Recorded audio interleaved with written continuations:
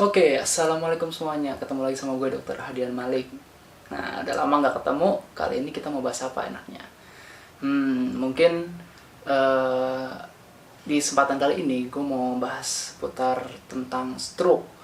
Pasti kalian tahu stroke, ya bukan stroke belanjaan, bukan ya. Stroke di sini adalah stroke penyakit pembuluh darah yang ada di otak. Ya, nanti untuk lebih lanjutnya gimana? Kita intro dulu, oke?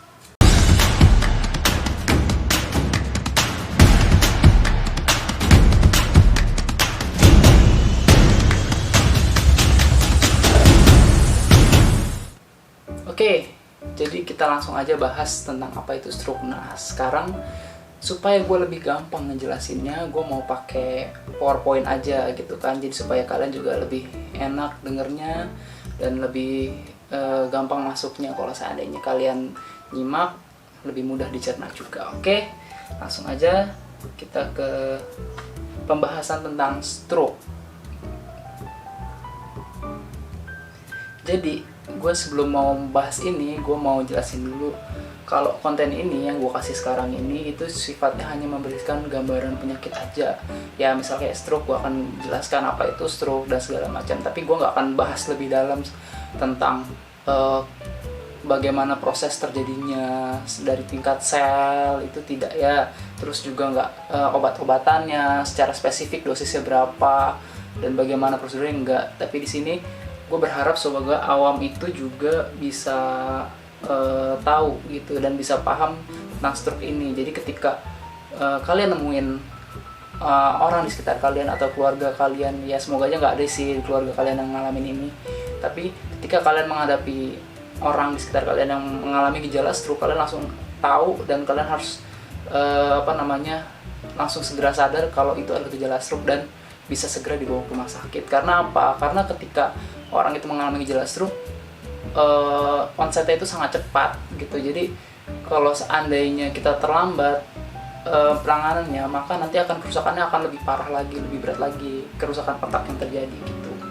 Jadi dan pelajaran yang gue mau kasih di sini, ya bukan pelajaran juga sih, tapi informasi yang mau kasih di sini lebih baik kalau kalian memang bukan masyarakat umum, misal kayak anak fakultas kedokteran atau koas mungkin yang nonton ini, kalian harus lebih menggali lagi tentang stroke itu di buku pelajaran kalian masing-masing atau dari materi kuliah kalian, oke? Jadi ini bukan webinar ya yang mau menjelaskan keilmuan sampai sedetil-detilnya, oke?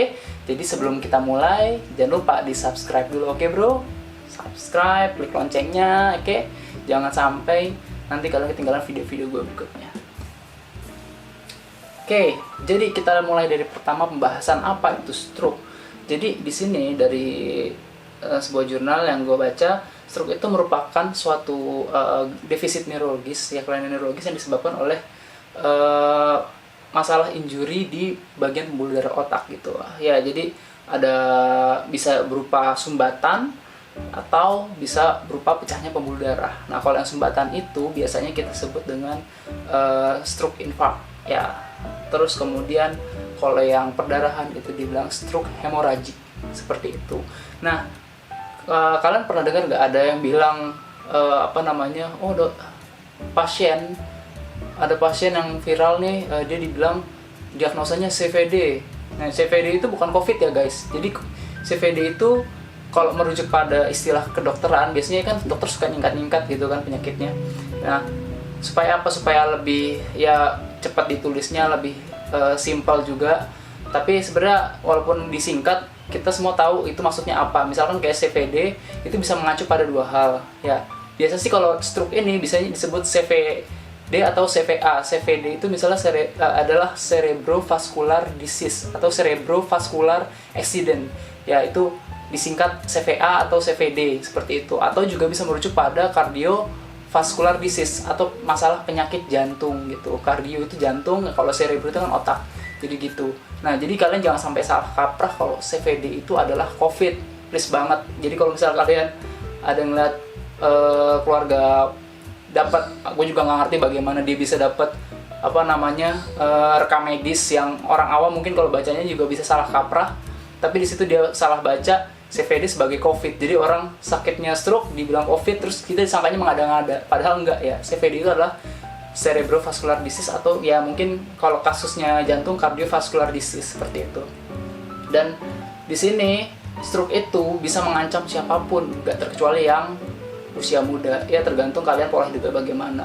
Jadi memang walaupun dia stroke itu lebih kebanyakan pada orang tua ya, karena mungkin udah ya faktor usia segala macam, di sini juga tidak menutup kemungkinan pada terjadi pada orang usia muda.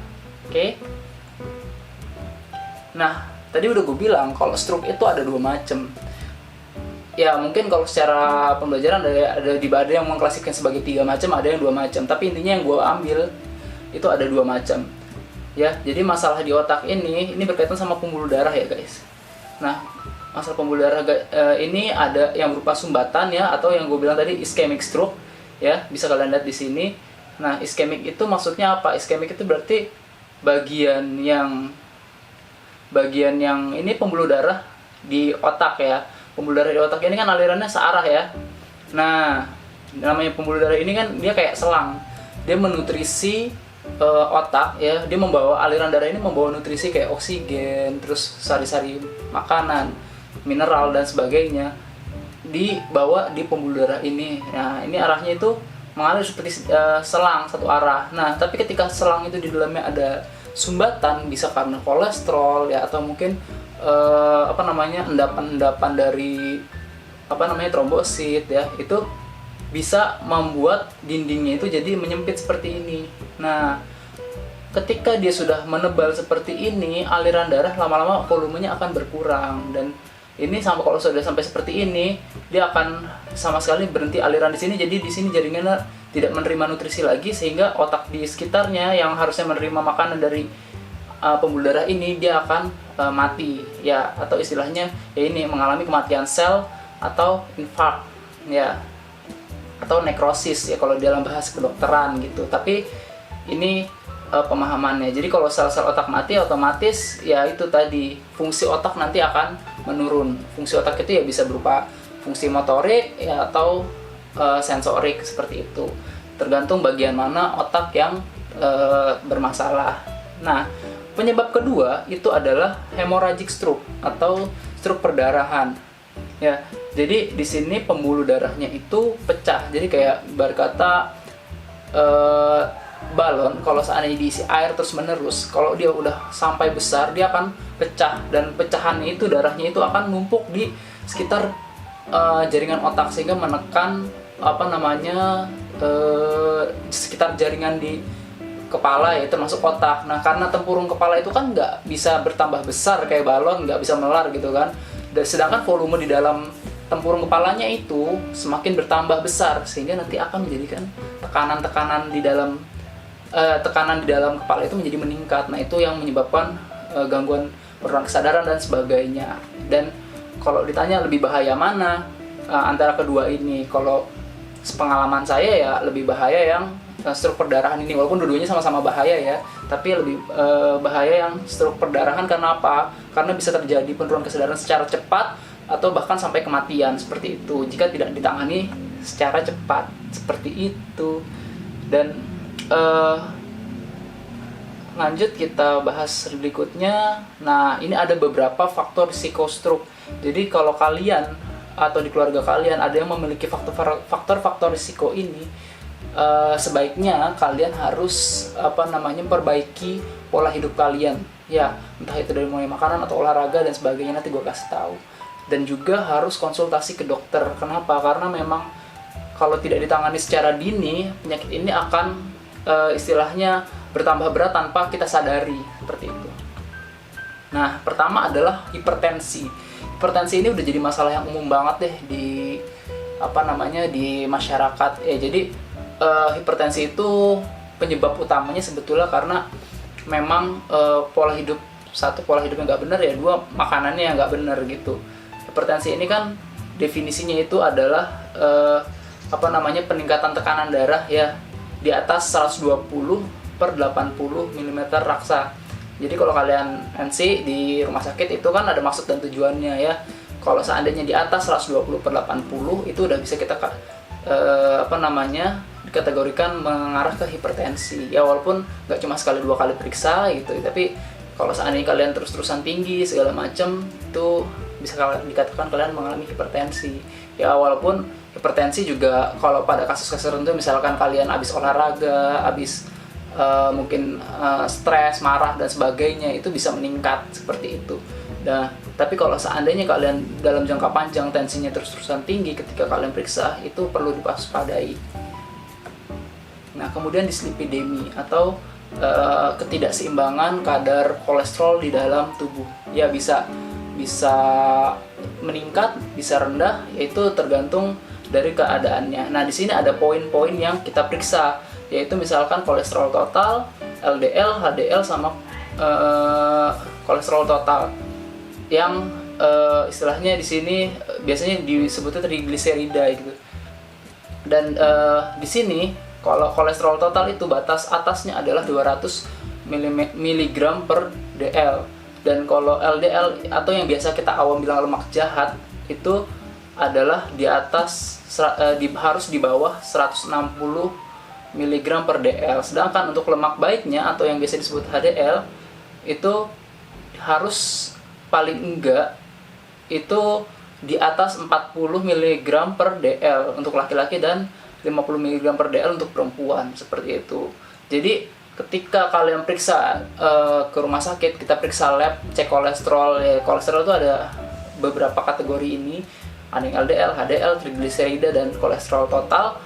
Maka disitulah kalian ngelihat kalau seandainya di medical check up ternyata oh ya masih dalam batas aman, oke, kalian makan boleh sedikit lebih longgar dibandingkan dengan yang tidak normal gitu. Tapi ketika kalian sudah mengalami periksa kolesterol yang ternyata tinggi hasilnya atau mungkin HDL rendah, nah itu perlu kalian waspadai. Dan yang terakhir ini penyakit mayoritas orang Indonesia adalah merokok ya, karena Indonesia itu merokok bukan suatu larangan yang melanggar hukum juga gitu kan. Jadi orang bebas merokok ya, dan memang susah banget deh untuk ngasih tahu atau mengedukasi orang yang sudah ketagihan sama rokok seperti itu. Jadi dan rokok ini ya nggak usah dijelasin lagi ya, udah jelas-jelas ditulis rokok membunuh ya, dan nggak banyak yang tetap konsumsi juga. Dan rokok ini kan mengandung zat-zat kayak nikotin ya, tar dan segala macam yang bisa menyebabkan pembuluh darah itu tidak elastis lagi, terus kemudian mudah pecah dan sebagainya. Jadi itu yang kita hindari sebetulnya. Jadi sebisa mungkin kalau makanan oke lah, kita mungkin masih maklum kalau misalnya masalah kolesterol atau hipertensi gara-gara makanan oke lah, karena mungkin kan kita susah untuk pilih-pilih makanan, apalagi di Indonesia kan makanannya enak-enak gitu, yang kadar kolesterol tinggi-tinggi banyak gitu, kayak gulai, nasi padang ya misalkan, rendang segala macem, terus soto, itu kan enak-enak ya kan, dan kita nggak bisa mengendalikan ya oke lah gitu. Tapi kalau merokok itu kan bukan suatu hal yang wajib gitu, bukan suatu hal yang kalau nggak kita konsumsi kita bakal kurus kering gitu kan. Jadi ya baiknya kalau bisa dihindari gitu. Dan ini yang perlu gue sampaikan, kalian harus tahu bagaimana tanda dan gejala stroke. Tanda dan gejala stroke itu salah satunya adalah kelumpuhan anggota gerak. Nah, umumnya ini sifatnya hemiparesa atau lumpuhnya sebagian. Jadi misalnya kalau kalian lihat tiba-tiba orang lagi jalan mungkin, terus ya atau lagi istirahat lah, tiba-tiba mungkin tangannya lemes. Lemes itu bukan lemes yang kita kurang makan gitu, bukan. Lemes itu lemes tiba-tiba ngeplek ya, bener-bener nggak ada tenaganya sama sekali, disuruh ngangkat tangan aja juga nggak bisa. Seperti itu. Dan yang sebelah lagi normal gitu, biasanya seperti itu, normal, kuat, angkat, selalu suruh ayo angkat tangannya bisa gitu. Tapi yang satu lagi bener-bener udah nggak bisa sama sekali, jadi kayak lumpuh seperti itu. Dan kedua juga ada mati rasa ya. Jadi kalau yang tadi lumpuh itu kan dari gejala motoriknya, terus mati rasa itu dari sensoriknya. Sensorik itu ya kalau misalnya kita rasakan gini kan, ada terasa sentuhan ya kan, atau mungkin kita cubit sakit. Nah tapi ini bisa mati rasa seperti itu. Dan yang selanjutnya ada juga ini lumpuh di bagian wajah ya. Jadi wajahnya itu tiba-tiba, kalau kalian yang paling jelas sih mulutnya itu akan merot, entah itu ke arah ya kiri atau ke kanan, pokoknya sesisi. Dan biasanya lidahnya akan jadi pelo gitu. Nah, ini yang perlu kalian waspadai. Ketika nanti kalian menemukan ini tiba-tiba, itu harus segera dibawa ke rumah sakit. Ingat seperti itu, karena ini semua kejadiannya bisa mendadak gitu ya. Syukur-syukur tidak terjadi apa-apa. Ada istilahnya transient ischemic attack, yaitu serangan stroke ringan masih, jadi kurang dari 24 jam itu udah hilang gejalanya ya. Terus kemudian di sini ada keluhan lain, yaitu nyeri kepala hebat, pandangan kabur mendadak, dan penurunan kesadaran. Kalau dua yang sebelumnya ini umumnya gua temukan pada pasien-pasien yang mengalami stroke infark, kayak lumpuh sebagian, mati rasa baal, dan lumpuh wajah, bicara pelo. Tapi pasien masih sadar, itu biasanya gejala-gejala stroke yang iskemik, walaupun nggak menutup kemungkinan stroke pendarahan juga, tapi kemungkinan besar adalah stroke yang iskemik. Tapi kalau udah mengalami nyeri kepala hebat secara mendadak, pandangan kabur secara mendadak, dan tiba-tiba nih orangnya mengalami penurunan kesadaran, misalnya tadinya dia ngobrol biasa aja terus tiba-tiba ngantuk, terus kemudian nggak sadarkan diri atau pingsan, itu perlu kalian waspadai. Jangan-jangan dia mengalami stroke perdarahan. Nah, tadi yang gue bilang, ini yang harus kalian garis bawahi. Ketika kalian menemukan gejala-gejala tersebut secara mendadak, segera bawa ke RS. Utamanya kalau tadi ada penurunan kesadaran misalkan, itu bawa ke IGD gitu. Jadi jangan pakai nunggu entar-entaran atau bawa ke alternatif atau panggil ustadz untuk jampe-jampe, jangan, langsung aja bawa ke IGD, oke? Karena di IGD kita bisa langsung evaluasi apakah pasiennya ini mengalami stroke atau enggak. Kalaupun stroke-nya itu yang infark atau yang hemoragik, seperti itu.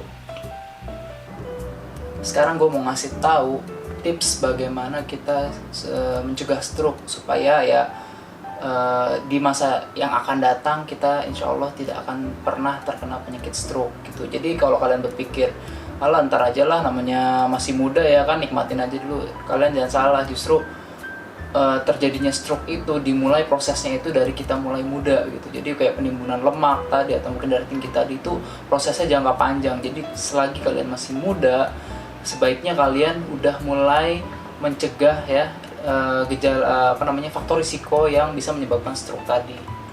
Oke.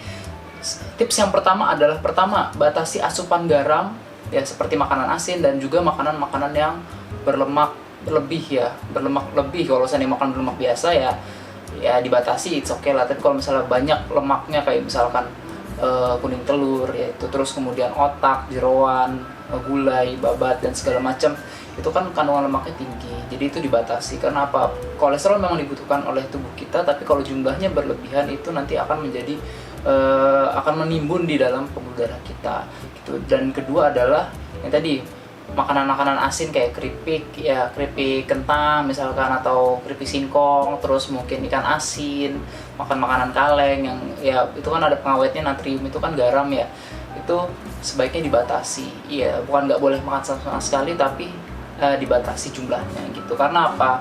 Kalau garam itu kan bisa mengikat cairan ke dalam pembuluh darah sehingga bisa meningkatkan tekanan darah dalam waktu singkat gitu. Jadi di sini konsumsi garam anjurannya itu ya sebaiknya tidak lebih dari 1 sendok teh dalam sehari gitu. 1 sendok teh yang kecil itu ya itu nggak boleh lebih dari itu sebetulnya gitu. Tapi kalau kita kan ya namanya masih muda, suka jajan, nggak ngitung kalori segala macam, itu yang perlu dihindari gitu kalau konsumsinya berlebih. Dan yang kedua, ini yang wajib banget, bukan dibatasin lagi tapi wajib banget untuk tidak dilakukan. Wajib banget dipatuhi untuk tidak dilakukan ya. Jadi nggak boleh merokok, ingat itu. Karena apa? Merokok itu nggak cuma sekedar membuat stroke ya, tapi juga bisa menyebabkan penyakit-penyakit lain, utamanya ya mengarahnya ke arah penyakit paru dan jantung gitu. Jadi kalau kalian udah berhenti merokok, insya Allah kalian bisa menyingkirkan beberapa faktor risiko penyakit metabolik dan juga masalah jantung dan paru-paru kayak gitu.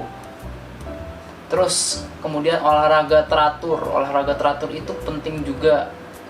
Pokoknya kalau penyakit yang nggak menular ya, seperti contoh penyakit metabolik kayak kencing manis, darah tinggi, ya dislipidemi tadi, itu semua bisa kita cegah dengan olahraga yang teratur. Olahraga teratur tuh ya kita menjadwalkan ya paling nggak seminggu itu 3 kali olahraga. Terus dalam satu hari latihan itu paling nggak kita lakukan selama 45 menit sampai 1 jam. Nah, itu bisa kita isi dengan kegiatan-kegiatan kayak fitness, lari pagi atau sore, bersepeda dan sebagainya. Dan yang kalian ingat, seperti menyapu, ngepel itu nggak termasuk olahraga ya, karena itu maksudnya ya itu aktivitas ringan. Tapi kalau olahraga itu istilahnya kegiatan-kegiatan yang punya ritmik ya, misalnya kayak bersepeda ya kan, dia menggawa sepeda kan ada ritmiknya, terus kemudian ada bebannya yang terukur gitu, kayak misalnya fitness ya, kalian angkat beban segala macam dan sebagainya, itu kan bisa melatih fisik kalian. Nah itu yang perlu kalian lakukan. Ingat, sehari cukup 45 sampai 1 jam, dan seminggu itu paling nggak 3 kali dilakukan. Kalau bisa lebih ya bagus, kalau seandainya kurang dari itu ya sebenarnya sebaiknya ditambah lagi porsi latihannya kayak gitu. Tapi kalau terlalu capek sampai setiap hari olahraga juga sebenarnya nggak bagus sih gitu. Jadi tetap butuh istirahat ya, makanya idealnya itu 3 kali seminggu ada cukup. Nah, terus yang selanjutnya adalah kelola stres. Nah, kelola stres ini susah-susah gampang, karena kan kita hidup di dunia itu kan pasti ya ada aja masalah gitu kan, ya entah itu dari percintaan, keuangan ya kan, atau mungkin mikirin masa depan, terus misalnya galau ya kan. Nah itu kita nggak bisa hindarin, tapi paling nggak kita bisa kendalikan. Dengan cara apa? Ya kalau seandainya misalkan kalian ada masalah, ada yang perlu curhatin, ya ngomong aja ke orang terdekat kalian. Supaya apa? Supaya beban itu tidak dipendam sendiri. Terus kalian juga jangan sungkan untuk minta bantuan ke orang lain. Kalau memang orang terdekat kita, misalnya kayak keluarga, nggak bisa membantu, bisa lari ke psikolog atau mungkin psikiater ya. Dan itu psikolog, psikiater itu bukan cuma untuk orang yang sakit jiwa atau gangguan jiwa, enggak, tapi kita semua pasti memiliki masalah kejiwaan seperti itu. Dan ya cuma kadarnya aja, yang ada yang ringan, ada yang berat dan sebagainya. Dan itu kalian nggak usah sungkan untuk datang ke psikolog atau psikiater kayak gitu. Jadi kalau kalian udah bisa memanajemen stres, itu kan insya Allah terbebas dari penyakit-penyakit yang psikis. Yang psikis itu kan juga bisa meningkatkan tekanan darah gitu. Nah terus kemudian kalau kalian merasa keluarga kalian atau bahkan kalian memiliki faktor risiko kayak tadi, ada darah tinggi, dislipidemi, terus kalian misalkan ada keluarganya perokok atau kalian sendiri bahkan yang merokok, itu sebaiknya rutin kontrol ke dokter gitu. Karena apa? Kalau seandainya kalian kondisinya masih sehat-sehat aja, kontrollah ke dokter ya paling nggak 6 bulan sekali, itu udah cukup.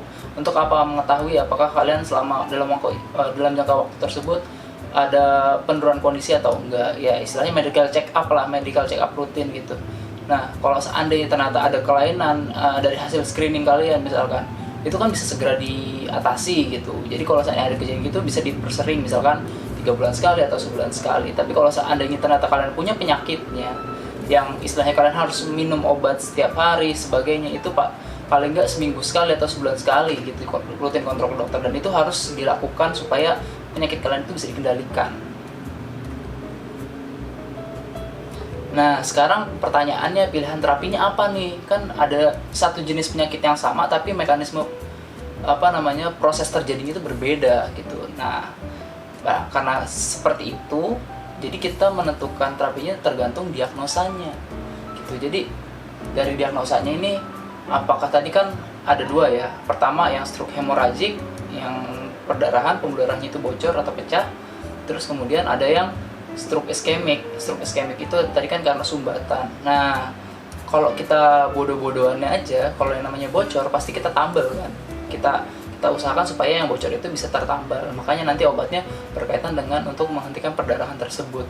Nah kalau yang iskemik justru di sini ada yang tersumbat, jadi nggak mungkin kita berikan obat-obatan yang fungsinya untuk menambal, yang ada dia makin nyumbat gitu. Jadi prinsipnya adalah justru dia diberikan anti pembekuan darah gitu. Jadi supaya sumbatan-sumbatan itu bisa terlepas dari pembuluh darah yang menyumbat tadi, dan sumbatan itu bisa hancur gitu. Jadi supaya nggak nanti kalau cuma sekedar lepas doang dia bisa nyumbat lagi jadi emboli. Nah itu juga bahaya, bisa menyebabkan stroke infark juga gitu. Tapi kalau seandainya hancur gumpalan itu jadi kayak pasir lah, ibarat kata lisis gitu. Itu bisa memperbaiki kondisi si pasien, walaupun ya itu tadi kalau seandainya sel-sel otak yang udah terlanjur rusak itu pulihnya butuh waktu yang lumayan lama. Oke, nah gimana cara taunya? Kita perlu CT scan. Gimana cara nentuin ini stroke hemoragik atau stroke yang infark? Makanya sebenarnya standar untuk CT scan ini udah paling istilahnya udah cukup banget lah untuk menentukan diagnosa stroke hemoragik ataupun infark. Tapi sayangnya nggak semua rumah sakit ya kan ada CT scan. Jadi kalau seandainya memang seperti itu kejadiannya nggak ada CT scan, biasanya dokter akan memberikan penilaian yang kayak tadi scoring, sistem scoring untuk menentukan apakah ini hemoragik ataupun ischemic stroke, seperti itu. Terus kemudian dari gejala-gejalanya kan bisa dilihat. Kalau seandainya yang perdarahan biasanya tadi utamanya adalah penurunan kesadaran gitu, atau mungkin kejang dan sebagainya, itu bisa saja terjadi. Tapi kalau yang kematian sel yang akibat stroke infark ini, yang akibat sumbatan tadi, itu biasanya penurunan kondisinya bertahap dan biasanya gejalanya itu pasiennya masih sadar dan gejalanya masih ringan gitu. Jadi pasiennya masih bisa komunikasi walaupun bicaranya pelo, dan masih bisa bergerak walaupun ya sebagian anggota geraknya lumpuh gitu. Nah kalau di CT scan tadi nanti kita bisa lihat kalau yang hemoragik itu ada gumpalan berwarna putih ini seperti awan ya. Nah ini adalah darah yang terekam di CT scan gitu. Jadi darahnya ini semakin luas berarti dia tandanya kegawatannya semakin besar gitu. Dan kalau seandainya dia luas berarti kan volume di dalam otak itu bertambah. Tapi sayangnya cangkang tengkoraknya ini itu kan nggak mungkin bertambah volumenya, jadi ukurannya, jadi pasti tekanan di dalam kepala ini akan meningkat drastis. Nah kalau dia menekan batang otak itu yang bahaya, pasien bisa meninggal segera seperti itu. Nah selanjutnya kalau yang iskemik, karena dia tadi otaknya tidak dapat nutrisi, akhirnya apa? Sel-sel otak di sekitar pembuluh darah yang tersumbat tersebut akhirnya mati, sehingga ini memberikan gambaran seperti ini, warna kehitaman. Dan ya itu, jadi kalau ketika ada gejala-gejala tersebut dibawa ke RS, biasanya kalau memang ada fasilitas CT scan pasti akan langsung diperiksa, dan dokter pasti akan menjelaskan apa yang terjadi pada pasien ini. Dan CT scan ini cenderung biayanya cukup mahal, yaitu di kisaran 1 juta ke atas gitu. Jadi tergantung rumah sakit kalian. Kalau seandainya dokter meminta CT scan, yaitu untuk memastikan bahwa pasien ini mengalami stroke infark atau hemoragik gitu, supaya nggak salah ya kan. Kalau dari gejala bisa, tapi kan ini untuk meyakinkan kalau emang benar ini adalah perdarahan. Karena dua hal ini berbeda dan obatnya saling bertolak belakang, jadi ini harus ditegakkan benar-benar gitu, jangan sampai ketuker. Karena kalau misalnya stroke hemoragik dikasih obat yang justru mengurangi pembekuan darah, itu justru perdarahannya nggak akan berhenti dan perdarahannya akan semakin besar gitu dan masif gitu. Dan kalau yang stroke infark dikasih obat yang untuk menggumpalkan darah, untuk nambal kebocoran darah, itu justru sumbatannya akan semakin kuat gitu, dan makin luas daerah pembuluh darah yang tersumbat karena tadi darahnya di dalam pembuluh darah itu membeku gitu. Nah itu yang kita hindari, jadi perlu CT scan ini tujuannya untuk itu. Nah sebenarnya terapi stroke itu ada yang istilahnya medikal dan non medikal ya. Jadi kalau seandainya yang non medikal maksudnya non medikal itu istilahnya nggak pakai obat ya, kayak misalnya kayak fisioterapi, terus kemudian terapi berbicara sebagainya, itu ada di fisioterapi. Nah kalau stroke yang spesifik kita gunakan obat-obatan ya kan, itu ada dua prinsipnya tadi, yaitu obat hemostatik untuk stroke hemoragik dan obat yang trombolitik untuk yang stroke infark tadi. Dan ini cukup tahu aja, nggak perlu nggak perlu, kalau masyarakat umum sih nggak perlu tahu lebih detail itu bagaimana. Tapi yang jelas obat yang dikasih ke dokter pasti seputaran obat-obat ini gitu. Dan kalau seandainya kalian ada yang berpikiran kalau seandainya ada orang di rumah sakit stroke seperti ini, itu harus beli obat ini ya, ini obat bukan bukan obat sembarangan, jadi mesti pakai resep dokter, dan yang memberikan juga harus tenaga medis yang benar-benar sudah terlatih gitu. Jadi bukan orang umum yang memberikan obat-obatan ini, karena kalau seandainya orang umum beli sendiri misalnya di apotek segala macam, itu nanti bisa fatal akibatnya kayak gitu. Dan kalau ini kan yang spesifik, kalau yang non spesifiknya misalkan kayak tambahan vitamin ya untuk sarafnya, terus apalagi ya mineral dan sebagainya, itu untuk memperbaiki fungsi dari otaknya tersebut. Kan otak juga kan selain untuk berpikir sama merasakan ya, sensoris, itu juga bisa sebagai fungsi berpikir kayak fungsi kognitif kayak gitu. Nah itu akan diperbaiki dengan tambahan-tambahan misalkan kayak citicoline, terus mungkin ada piracetam dan sebagainya, itu yang untuk vitamin sarafnya kayak gitu, suplemen sarafnya ya, seperti itu. Dan mungkin segitu aja dulu pembahasan dari gua. Kalau mungkin kalian masih banyak yang mau ditanyain atau kurang jelas, silakan komentar di kolom komentar. Jadi nggak usah sungkan, kalau kalian misalnya ada masukan, saran, dan kritik ya ngomong aja di situ gitu. Gue juga karena ini konten pertama gue yang pakai PowerPoint, jadi mungkin masih banyak kekurangan. Kalau kalian merasa dok kurang nih dok penjelasannya, kalian mau butuh lebih dalam, oke, gue akan mungkin next gue siapin lebih lagi materinya. Dan ya harapan itu tadi, gue bikin video ini untuk mengedukasi masyarakat juga. Oke, segitu aja dulu dari gue. Ingat jangan lupa subscribe ya, terus klik loncengnya. Oke, sekian. Assalamualaikum warahmatullahi wabarakatuh.